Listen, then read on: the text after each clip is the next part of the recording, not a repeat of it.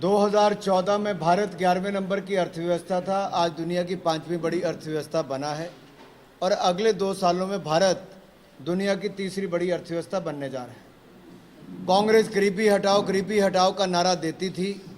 60 साल कांग्रेस ने राज किया और गरीब किया, गरीबी हटाई नहीं।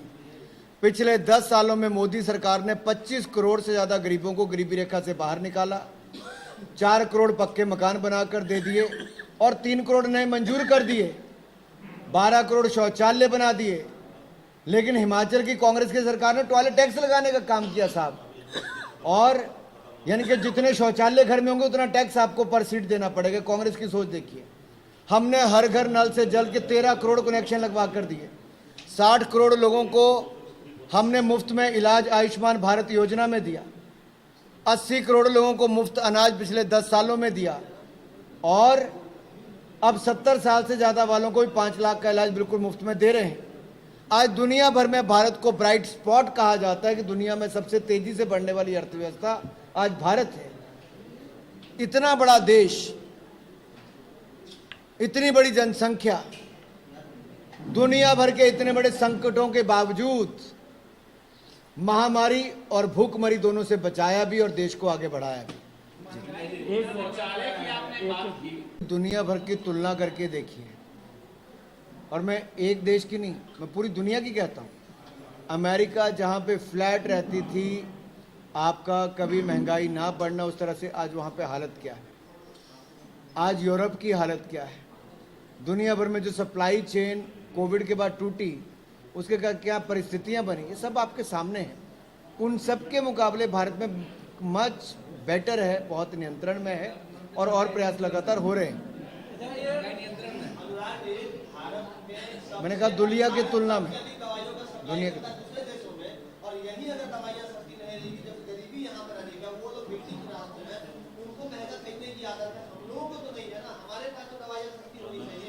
मैं अच्छा हुआ आपने सवाल पूछा। पहली सरकार आज़ाद भारत में ऐसी है 75 सालों में जिसने जन औषधि केंद्र खोले।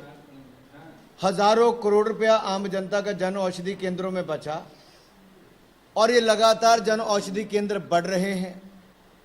और तो और जो आपको घुटने बदलवाने हो या स्टंट दिल का दिलवाना हो, जो 1.5 लाख रुपए का स्टंट पड़ता था, आज वो 28,000 रुपये का पड़ता है साहब।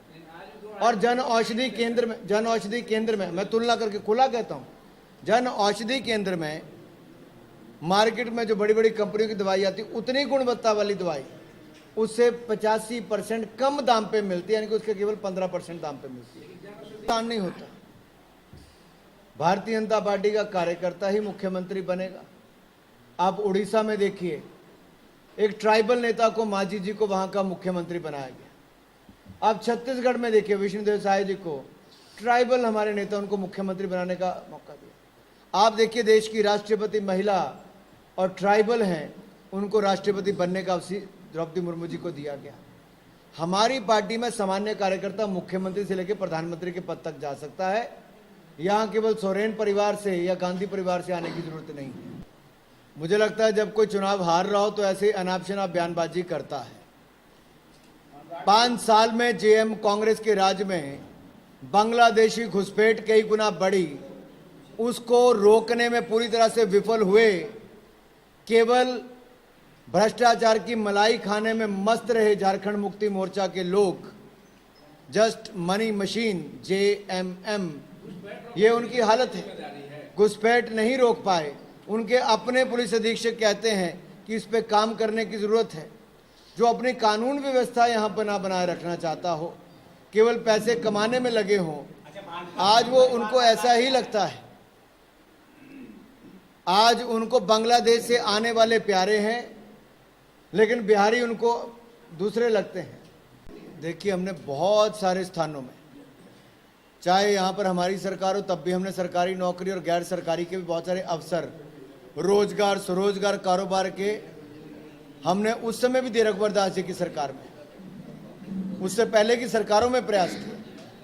लेकिन पिछले 5 सालों में किसने वायदा किया था? आज जवाब दे तो झारखंड मुक्ति मोर्चा की होनी चाहिए, कांग्रेस की, आरजेडी की, जिन्होंने कहा था 5 लाख नौकरियां हर साल देंगे।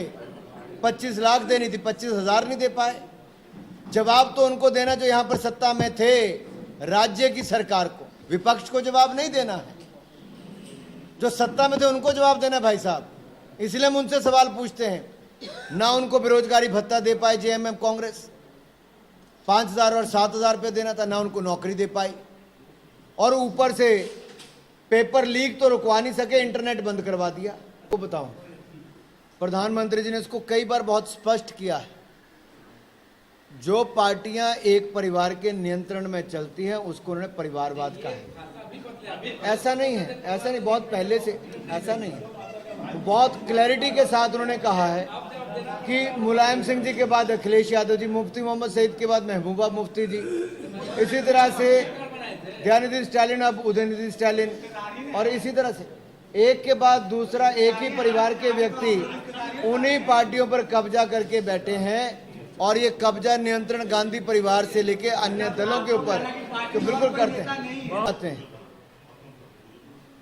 रॉयल्टी किसके समय बढ़ाई गई, किसके समय ज्यादा अधिकार राज्यों को दिए?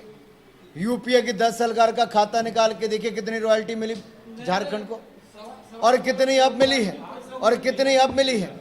आप साथ लगते उड़ीसा राज्य में देखिए, उनको जितना पैसा लगा उन्होंने कैसे वहां पर खर्च किया, चाहे बीजेडी की ही सरकार थी। लेकिन अब झारखंड में क्या हालत हुई है, यहाँ पर हजारों करोड़ रुपया आज भी डिस्ट्रिक्ट मिनरल फंड का पड़ा है, वो खर्च नहीं कर पाए क्योंकि अपनी कमाई करने में लगे रहे, और यहाँ पर भी उसका सही उपयोग नहीं कर पाए। हम आएंगे, जनता के और प्रदेश के विकास पे लगाएंगे।